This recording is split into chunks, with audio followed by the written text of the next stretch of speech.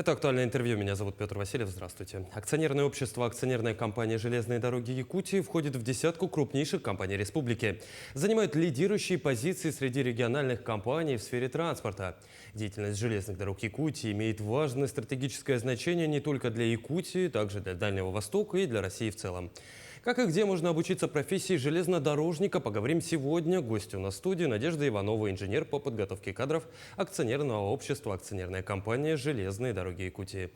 Надежда Ивановна, здравствуйте. Здравствуйте. Давайте сразу о главном, где и как готовят кадры для железной дороги Якутии.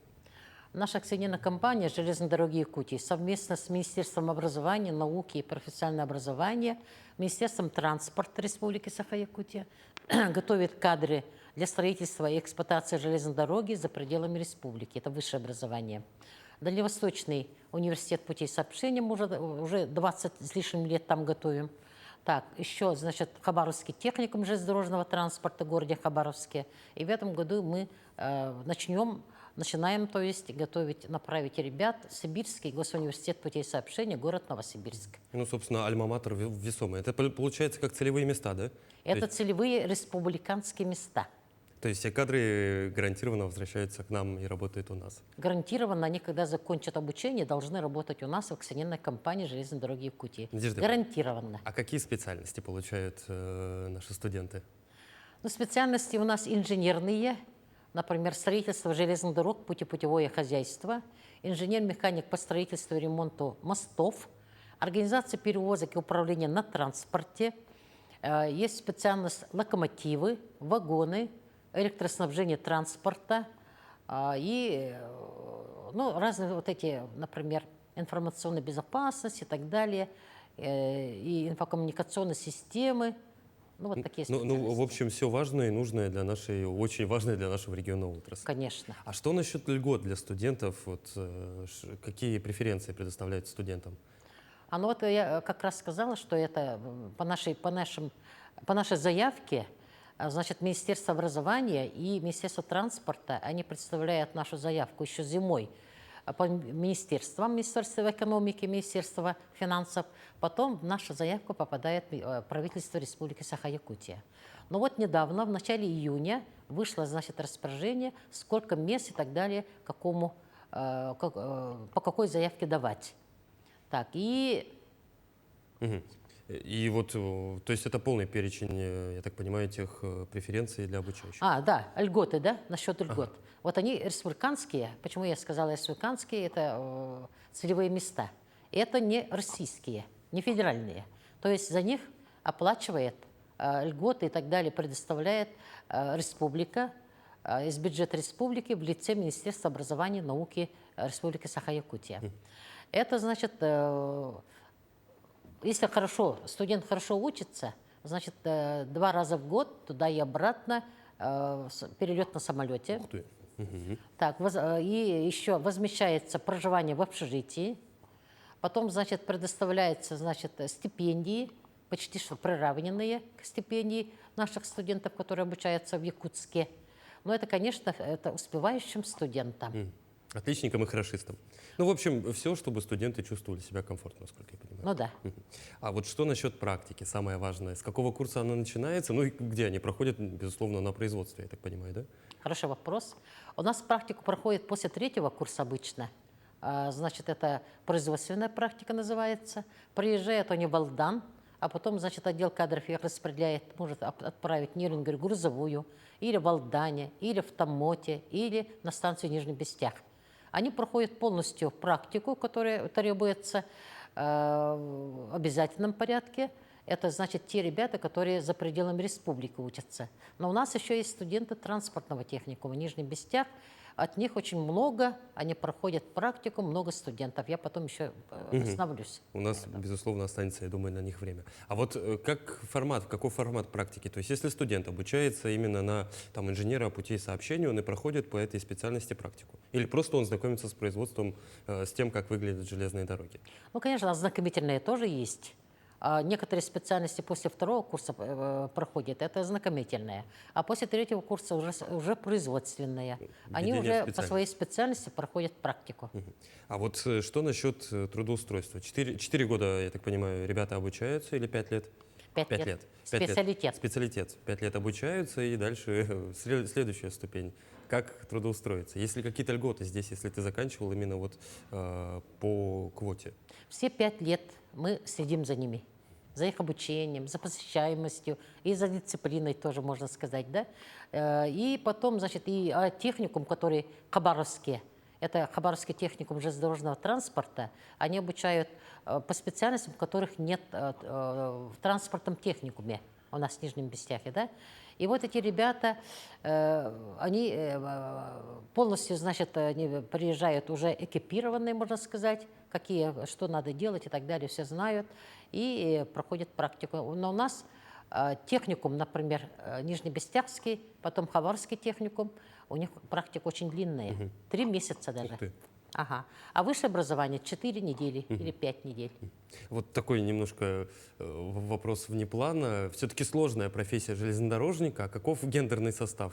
Больше парней, девушек или как-то уравнивается уже? Естественно, мальчиков, парней Мальчиков. много, да. И мы принимаем тоже там, когда заявку даем, там по специальностям, там юноши или юноши и девушки и так далее. Вот организация перевозок и управления на транспорте, там девушка может учиться, потому что они начинают с дежурных по станции. И Это то потом, есть значит, можно выучиться на борт, нет, не борт, проводник это называется? это Проводник, Проводник, да. ну, проводники, да, в техникумах. В техникуме они учатся. А вот как осуществляется поддержка молодых специалистов и для любого предприятия, это очень важно, насколько я понимаю. Да, у нас в компании очень хорошая поддержка молодых специалистов. Они все, значит, в обязательном порядке они обеспечиваются всеми необходимым для проживания, для работы. Наставники к ним прикрепляются. Так, значит, в Алдане есть очень хороший спортивный, ну, спортивное Спортивный сооружение, центр. Ага, спортивный центр в нашей Алдане, да. компании, бассейн и так далее, да, и там прямо по расписанию наши ребята ходят бесплатно. Так, очень хорошая, сильная наша художественная самодеятельность, спортивные мероприятия постоянно проводятся, ну и разные всякие вот эти мероприятия много очень. Слушайте, вы так интересно рассказываете, прям хочется пойти к вам работать. Жалко, что я уже давно не Пожалуйста. студент. А вот что насчет профориентации? С каких пор она начинается? Я так понимаю, с 9-10 класса у школьников, да? Ну, профориентационная работа у нас с каждым годом все, как сказать, все лучше и лучше, могу сказать. Но это не хвастаюсь, я уже работаю почти 30 лет на этой специальности, на этой работе, да. Это веяние времени, Но требования времени, да. Вот. И наша компания очень поддерживает нашу работу, профориентационную работу. Мы проводим, значит, в школах встречи. В этом году мы целую неделю ездили в Сунтарский улус, Нюрбинский, Верхневилюйский, Вилюйский, горные улусы. Там, значит, и транспортный техникум принимал участие. Из Хабаровска представителя отправили, директора института, одного из институтов. Мы с очень многими школьниками встретились. Это одно. И второе, у нас во время весенних каникул в Алдане, вот в этом году уже 11-й раз проводилась Олимпиада для поступающих в Дальневосточный госуниверситет. Вот по их программе, значит, тоже с Хабаровска прилетает представитель, преподаватель, и ребята, значит, пишут и математику, или физику, и информатику. То есть математику, дальше физика или информатика. В этом году, значит, 16 ребят, которые приехали из 16 городов и улусов нашей республики, 16 ребят получили сертификаты. То есть они сдали на хорошие оценки. Вот эти ребята, если к нам придут, вот сейчас их мало, они придут, и по этому сертификату они имеют право по каждому вот предмету, где они получили сертификат, плюс 10 баллов. Ух ты. Слушайте, ну это приятный Это бонус. очень я хорошая думаю. поддержка, Очень да. хороший Да. бонус. А вот вы говорите про географию, Сунтарские, горные, промышленные районы. А вообще среди студентов какая география? Со всех районов республики поступают? Все улусы. Все улусы. Поголовно, даже северные даже. Даже северные? Да, Момский, Обыский, Ух ты. там эти колымские улусы, Вот к ним дорога придет, не придет, это не важно, они все равно поступают. Они будут работать все равно в Они республике. работают. А если говорить о абитуриентах из других городов нашей необъятной, есть ли факты, что к нам поступают? Допустим, из близлежащих дальневосточных регионов абитуриенты. Так мы же обучаем их в Хабаровске, например, в Новосибирске, поэтому это совсем не важно. Они, конечно, учатся у себя, но не наши договорники. Давайте поговорим про приемную кампанию этого года. Насколько я понимаю, она уже, если не близится к завершению, то буквально несколько недель остается. Сколько мест выделено, как идет прием? Так, прием уже ведется с 20 июня. Республиканская приемная комиссия при Министерстве образования и науки Республики Саха-Якутия с 20 числа дистанционно принимают документы. С 20-го. Вот.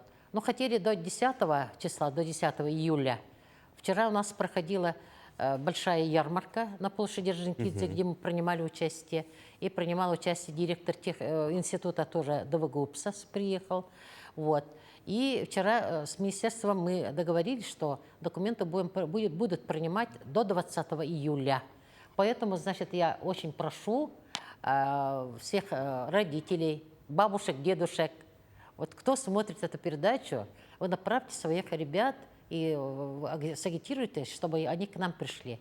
Про нас очень много по телевизору рассказывают, с этих социальных каналах и так далее. Везде у нас очень хорошие статьи выходят, хорошая зарплата, хорошее жилье. Ну, почему не учиться-то и не работать? А самое главное, профессия-то востребована и нужна. Очень востребована. Вы только... сами знаете, что там у нас перспектива очень большая насчет Магадана, насчет Джалинда Махе и так далее. Все время рассказывают и так далее. Перспектива очень хорошая. Поэтому я еще раз прошу, вот в эти дни до 20 числа документы, значит, отправить в приемную комиссию республиканскую. А транспорт и техникум этого нашего Нижнебестяхи, да, транспорт и техникум, они принимают у себя или дистанционно тоже принимают. Я еще забыла сказать, что мы в этом году отправляем на 40 мест, это целевые места республиканские, 40 мест, в том числе 13 Новосибирск, СГУПС и 27 мест ДВГУПС, Дальневосточный университет путей сообщения. И еще 19 мест в Хабаровский техникум ЖД-транспорта. Надежда Ивановна, ну я уверен, все, кто неравнодушен к этой профессии, все, кто хочет связать с железной дорогой свое будущее и с развитием нашей страны и республики, все обязательно подадут документы. Спасибо, что пришли к нам в студию и ответили на наши вопросы. Спасибо. Это было актуальное интервью. До встречи.